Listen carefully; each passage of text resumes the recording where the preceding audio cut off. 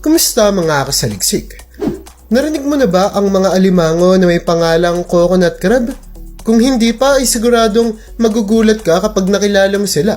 Dahil sila lang naman ang may pinakamalakas na pangangatawan ng mga crustaceans na pwede nating matagpuan sa mga dalampasigan, lalo na sa bansang Japan. At sigurado kung hindi ka pa nakakakita ng ganitong sukat ng alimango sa buong buhay mo. Pero bakit nga ba hindi sila kinakain ng mga tao sa bansang Japan? Ano ba ang meron sa kanila? At ano ang mga misteryosong bumabalot sa kanila na nagdulot ng takot para sa mga turista at maging sa mga ekspertong nag-aaral sa kanila? Kaya mula sa nakakagulat na buhay ng mga coconut crab hanggang sa paraan nila ng pagnanakaw ay pag-usapan natin. Bakit hindi kinakain ng mga taga-bansang Japan ang milyong-milyong coconut crab? Kaya kung handa ka nang malaman ng mga ito ay simulan na natin. Ang nakakagulat na buhay ng coconut crab. Sigurado ako na kung sakali mang nakapunta ka na sa mga beach ay nakakita ka na ng mga maliliit na mga alimango. O ang karaniwang makikita mo sa mga beach ay ang mga alimango na tinatawag na hermit. Ngunit ngayon ay kilalanin mo naman ang mas malaki nilang kamag-anak na kung saan ito ay ang mga coconut crabs. Pero sa kabila ng koneksyon ng mga hermit crab sa mga coconut crab ay talaga namang napakalaki, literal, ng kanilang pagkakaiba. Ang mga coconut crabs kasi ay may mas mahabang mga galamay na kayang umabot ng 3 talampakan at meron din silang mapaminsalang mga pinchers na kaya namang magbuhat ng hanggang sa 30 kilo. Talaga namang nakamamangha ito dahil take note, nasa 4 na kilo lamang ang mga coconut crabs. Pero bukod doon, ang mga unique na crustaceans na ito ay kayang umabot ang buhay sa 60 taong gulang.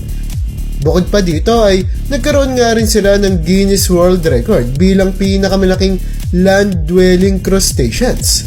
Bukod kasi sa katotohanan na mula sa pangalan nito na nagbubukas sila ng mga coconut, ay talaga namang hindi mo din sila dapat biruin dahil kilala silang predator na ang pangunahin nga nilang mga hinahunting ay ang mga daga at mga seabirds. Ang mga coconut crabs ay kalimitang makikita mong gumagalaw sa dilim dahil sa limitado lamang ang pwede nang kainin kapag sila ay nasa lupa. Hindi rin nila kayang lumangoy, ngunit kasabay naman ito ang hindi nila matatawaran na lakas na umaabot nga ang kanilang binubuhat ng 10 beses na mas mabigat sa kanila.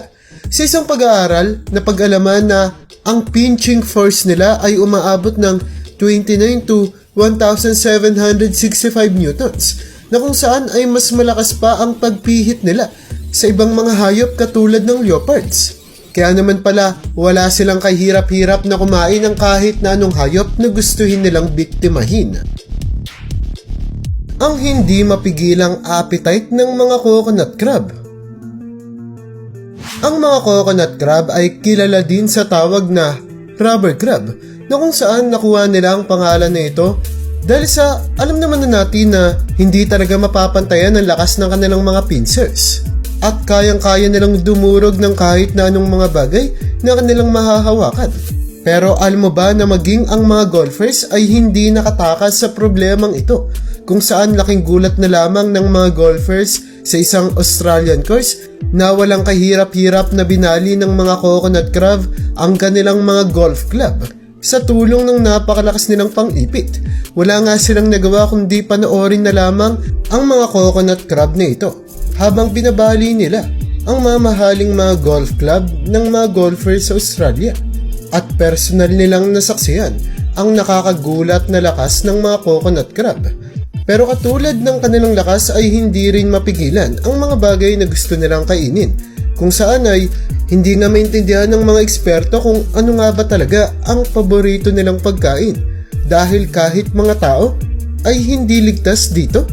Pero bago natin pag-usapan ng bagay na iyon, ay pangunahin munang kinakain ng mga coconut crabs ay mula sa pangalan nila, mga buko o coconut, mga prutas, mga halaman at kahit pa bangkay ng katulad nilang crustaceans. Kasama na rin ang mga manok at hindi rin nakakaligtas ang mga pusa.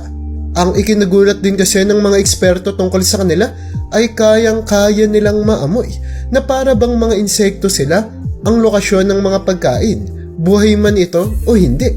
Kaya naman magbalik tayo sa usapan na kaya rin nilang kumain ng mga tao. At ang pinakasikat na kaso tungkol dito na kinasangkutan nila ay ang pagkawala ng babaeng si Amelia Earhart, na kung saan ay nagkaroon nga ng iba't ibang mga tsorya na kinasangkutan daw ito ng mga coconut crabs. Nangyari ang bagay na ito sa Nicaro Atoll dahil ang napakalalaking mga crabs na ito ay pangunahing sospek kung bakit hindi na natagpuan ang katawan ni Amelia. Kung saan misteryoso man ang pagkawala niya, pero malaki ang tsansa na ang mga coconut crabs ang kumain sa kanyang mga laman. Ayon sa mga tsorya ay maaaring nawalan daw ng malay si Amelia sa gitna ng kanyang paglalakbay, ngunit walang nakatulong sa kanya hanggang sa hindi na nga siya magising pa at kinain na lamang siya ng mga coconut crabs. Lalo pang lumakas ang tsorya na ito nang makita ang buto-buto na katawan na lamang ni Amelia. Wala na itong kahit na anong laman pa, pero makikita na sariwa pa ang buto. Ibig sabihin lamang ay katatanggal lamang ng mga laman nito sa kanya, na kung saan ay hindi natural na proseso ang pinagdaanan niya kung bakit siya naging buto-buto na lamang. Kilala din kasi ang mga coconut crabs na kayang-kayang sumira, kumain at magtanggal ng mga laman ng kahit na sino pang mga nilalang. Pero ang nakapagtataka dito ay hindi naman kasi sila kilala na kumakain ng mga patay na tao.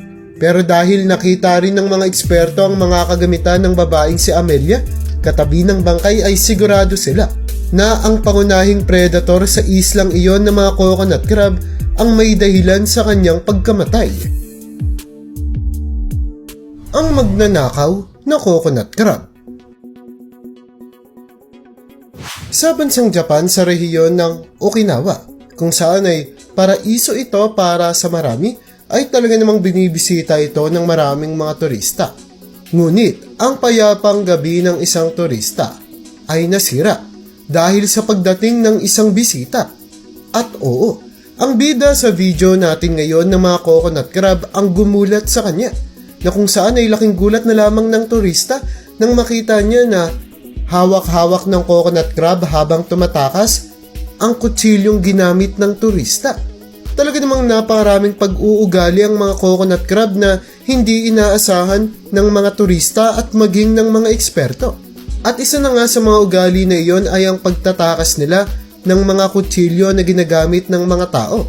Nanatili itong misteryo sa loob ng mahabang panahon hanggang sa maisip ng mga eksperto na kaya naaakit ang mga coconut crab sa mga kutsilyo ay hindi para patayin nila tayo o gamitin ito para saksakin tayo katulad sa mga napapanood natin sa pelikula, kundi ay nakakakita kasi sila dito at nakakaamoy ng kaunting mga pagkain, kung saan ay hindi naman may tatanggi na ginagamit natin ito para mahiwa ang ating mga pagkain.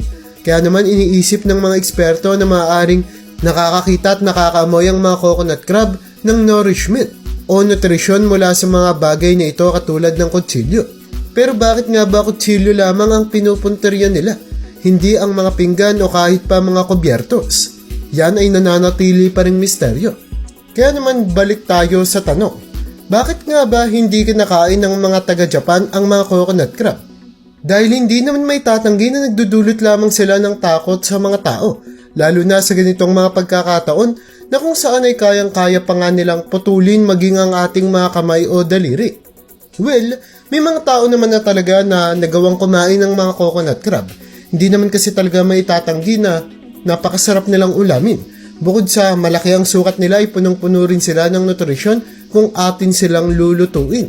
Nga lamang ay hindi sila mabilis magparami, lalong-lalo na sa nangyayari sa ating mundo, na kung saan ay iba't ibang mga problema ang kanilang kinakaharap sa kanilang pamumuhay, katulad na lamang ng climate change at pagkaubos ng kanilang mga tirahan, na problema din naman ng ibang mga hayop sa ating kalikasan.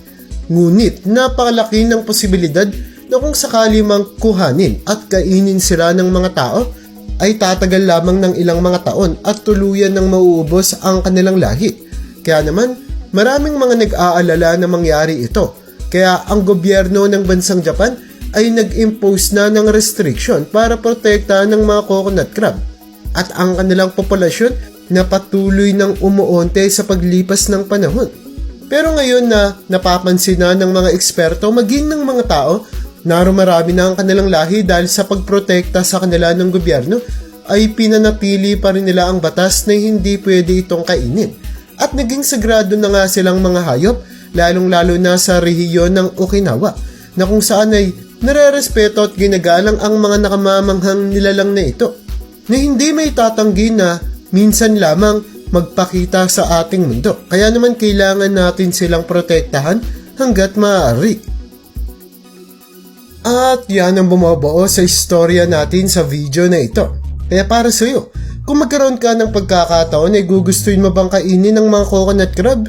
I-comment mo naman yan sa baba at hanggang dito na lang muna ang aking bahagi. Hanggang sa muli mga kasaliksik, maraming salamat sa panonood. See you in my next vid.